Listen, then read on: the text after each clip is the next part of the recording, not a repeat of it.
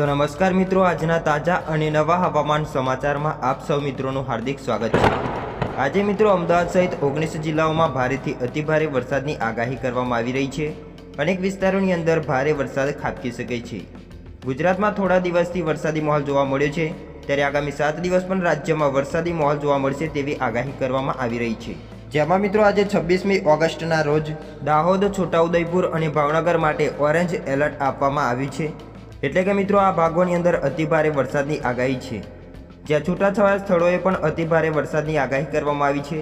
આ સિવાય રાજ્યમાં અમદાવાદ સહિત ઉત્તર ગુજરાત, મધ્ય ગુજરાત અને દક્ષિણ ગુજરાત તથા દક્ષિણ સૌરાષ્ટ્રના અમરેલી, ગીર સોમનાથ અને દીવ માટે યલો એલર્ટ આપવામાં આવ્યું છે।